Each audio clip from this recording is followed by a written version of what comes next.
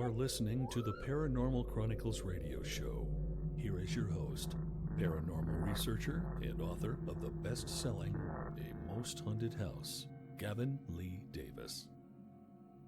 Welcome and thank you for joining us. My name is G.L Davies, author of the #1 best-selling paranormal true account that is Haunted Horror of Haverfordwest, and founder of the ParanormalChronicles.com. Tonight we have a strange Pembrokeshire paranormal case with shades of cryptozoology, paranormal activity, and a very strange and mysterious twist that will leave you scratching your head. This series is brought to you by sixth-books.com. Sixth-books.com publishes incredible books on the paranormal, the unexplained, and the spiritual. Find them on Facebook as Sixth Books, the World of the Paranormal, or visit www.sixth-books.com today. Our Pembrokeshire-centric episodes are brought to you by Haverfordwest's very own Victoria Bookshop. Victoria Bookshop exclusively stocks signed copies of Haunted Horror of Haverfordwest, so contact them for yours today. Thank you so much for the 5,100 plus downloads. We are growing so quickly and we appreciate all of you so much. Remember to follow, as our followers get monthly prizes, and at the end of tonight's episode I'll be announcing 3 winners that have won signed copies of Haunted Horror of Haverfordwest. Also stay tuned as I tell you of how one of our followers will be winning a £25 or $1 Amazon gift voucher. We love giving you, our followers, free stuff, so follow, listen and stay tuned. The new free Paranormal Chronicles magazine is out now. 175 jammed-packed pages. It's free. So visit www.theparanormalchronicles.com/magazine and get reading. Also check out last week's episode about a UFO sighting in Birmingham and how it changed a man's life forever. On tonight's show, is there a strange creature lurking in a graveyard in Haverfordwest? What have eyewitnesses been seeing for over 50 years? Is the mysterious owl man a cryptid creature, an alien, ghost, demon, or just an ordinary person? Our Pembrokeshire-centric on-location episodes like the Clay Lane Paranormal Activity episode, St Govern's Myths and Legends, and the in-depth report on the Devil Hound has been so well received that we had to do another one quickly. We'll always bring Pembrokeshire paranormal accounts to life for you. The owl man of Haverfordwest is a creature that we at the Paranormal Chronicles have extensively researched and reported, with local teams like Paranormal Postmortem now regularly on the case. Tonight we explore the origins, the sightings, the twists and turns of this peculiar creature. If you have an account, story or theory to share, then find us on Instagram or Facebook at the Paranormal Chronicles, tweet us at Parachron, or email paranormalchronicles@aol.com. On with the show.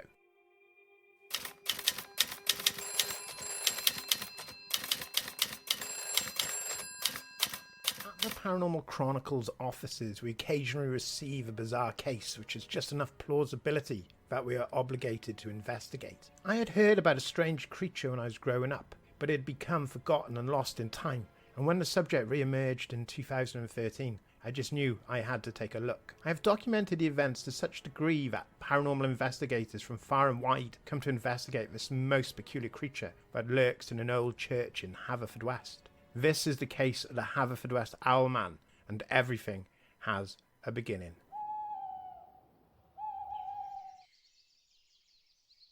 When I was around 11 years old, I had started to get interested in the paranormal, and at this time there was an old drunk that lived near me. He was a former crew member on a merchant navy ship, but a kindly enough man. He was a character, to say the least, with every other word a colourful metaphor, and he seemed perpetually attached to a tankard of his own brew. One summer he told me that around 20 years previously, that would have made it around the mid-1960s, that he's walking, drunk of course, through the St Thomas churchyard in Haverfordwest at night on his way to another pub, when he was frightened out of his wits by a giant owl that flew from a tree above him and landed in front of him. He claimed the owl creature was around 6 feet tall, had the legs of a man, the wings of a bird, and a round face made up of white hair and feathers, with a protruding nose, not a beak. The fellow said he sobered up quickly and ran as fast as he could, and when he found safety in the pub, he found nothing but ridicule and jokes at his expense. Apart from an elderly man who claimed that he had seen the owl man around 10 years previously, which had frightened him early one morning when the town was still slumbering before the start of a new day. I quizzed my drunken man for further information, but that was all he could recount. He said one minute he was drunk, the next he was running for his life. Now obviously, as excited as I was by this tale, I had colossal amounts of doubts, as the man was in fact drunk most of the time. However, to his credit, this was the only time he ever shared a story of this ilk, as they usually consisted of him rambling on about his Navy days. That sailor sadly died a few years later due to alcohol-related illness, and with him, the Owlman. And as I moved on in life, the story was filed away deep in my mind. That was until this.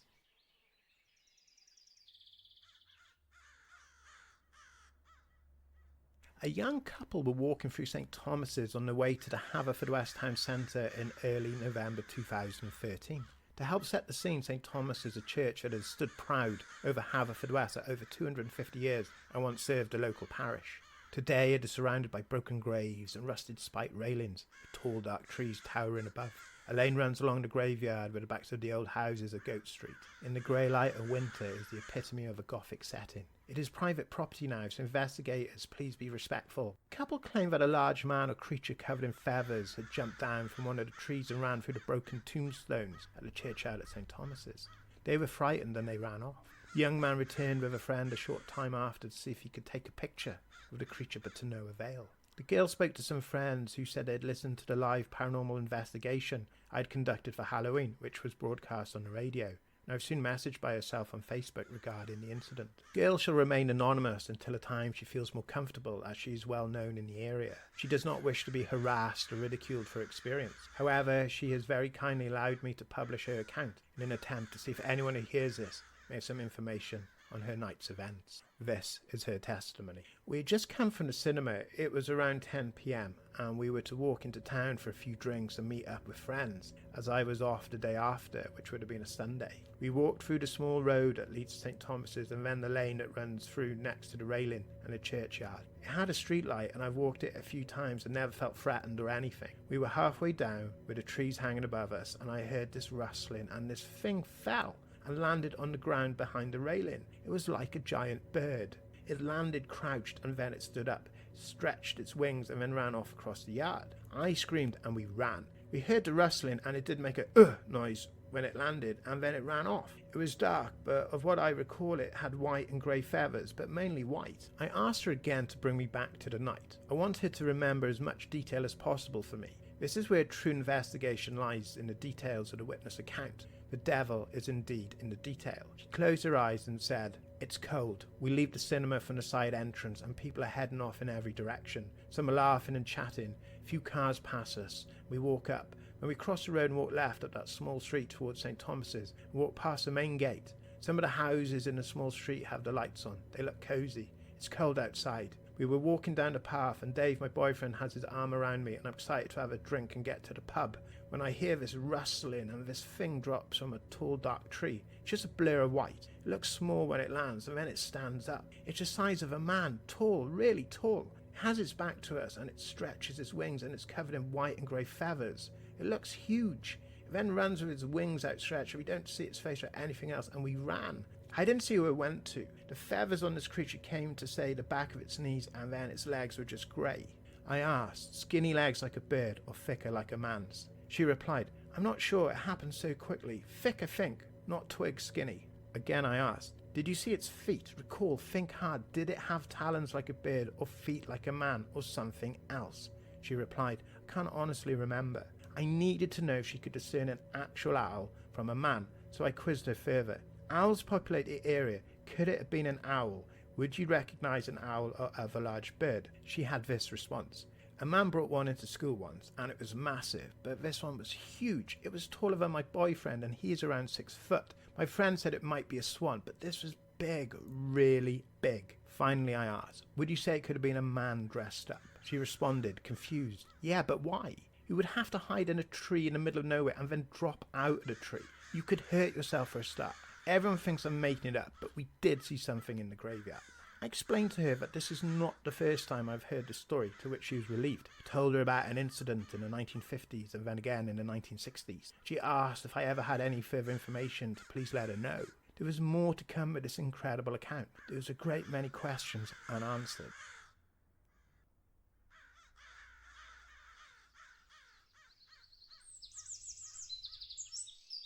Could the sleepy town of Haverfordwest have its own Mothman-style creature? Mothman is a legendary creature reportedly seen in the Point Pleasant area of West Virginia from 15th of November 1966 to 15th of December 1967. The first newspaper report was published in the Point Pleasant Register dated 16th of November 1966, titled "Couple See Man-Sized Bird Creature Something." Or were perhaps Haverfordwest residents creating this creature to harass and scare for their own amusement or some other motive? I began delving through local parish records and looking at the census reports from the time the church was built to current times to see if there were any clues, anything of significance that could be attached to the sightings. I found a report from 1963. It stated that some pedestrians using the side lane along St. Thomas's had been startled by a man in strange garb that had leapt out of them making strange sounds. Surely this was our owl man. I now had 4 potential sightings stretch over a 50-year period, and 1 recorded in recent times. My immediate reaction was that this was no paranormal creature, nothing to get the cryptozoologist excited about. This was, I believe, a man,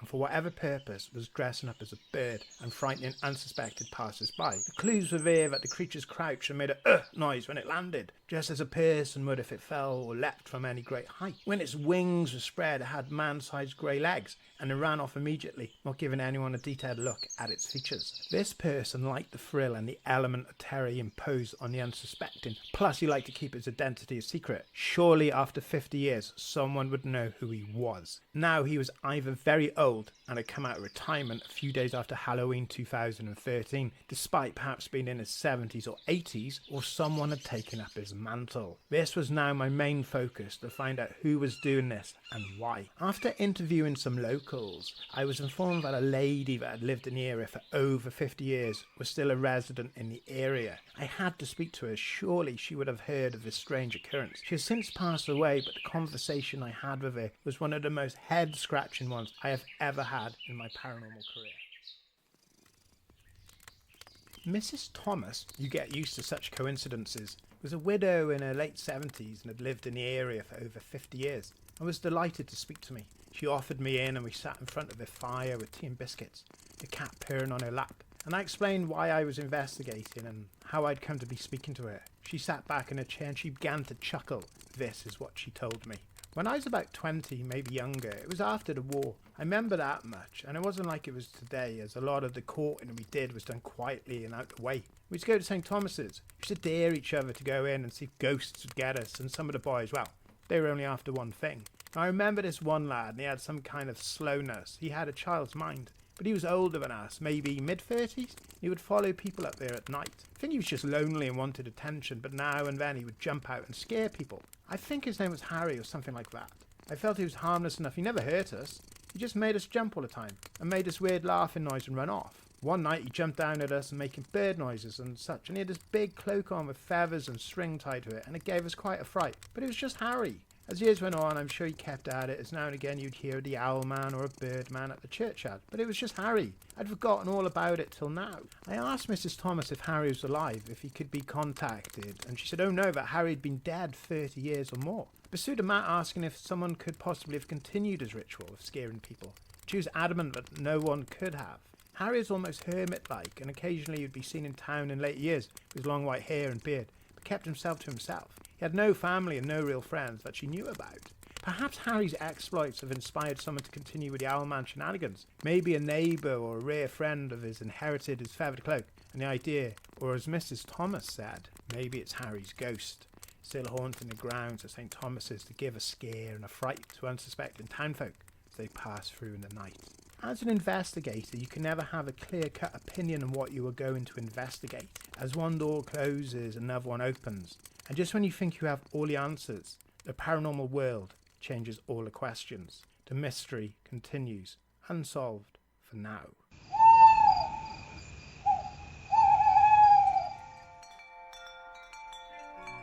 There we have it.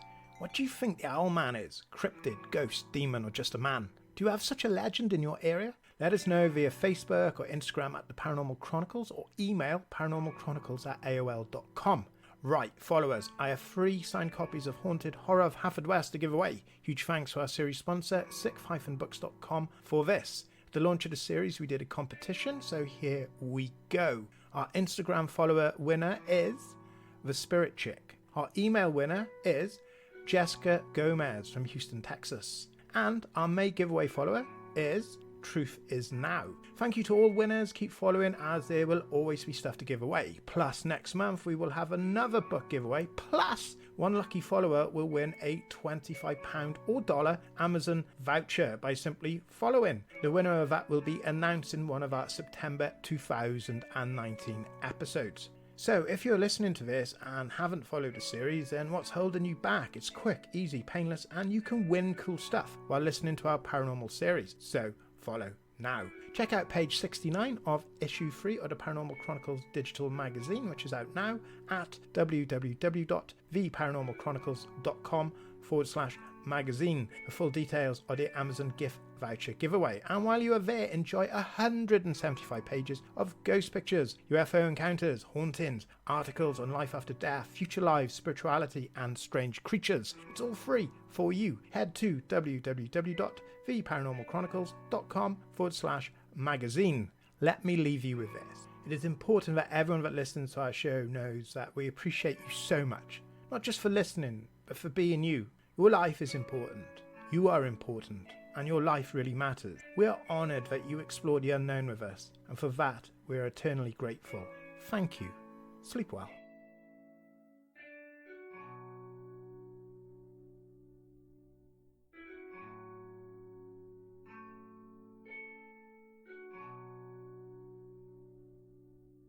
Hi there, my name is Claire Waters, and I would like to invite you on an incredible journey. I have written a book based on my personal experiences called Raising Faith, a true story of raising a child's psychic medium. It's my family's extraordinary experiences with our young daughter's ability to communicate with spirits and the inspirational lessons learned on our journey. Raising Faith is currently available on Amazon, Barnes & Noble, Kindle, and wherever books are sold. Join me on this beautiful and incredible adventure. For more information on Raising Faith, visit my website, raisingfaith.co.uk, or my Facebook page, Raising Faith Book. See you there.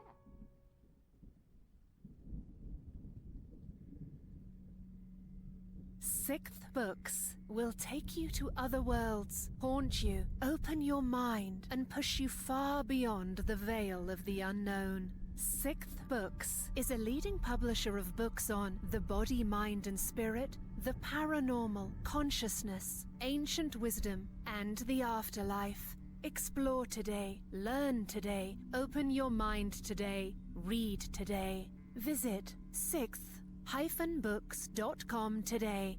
The world as you know it is about to change.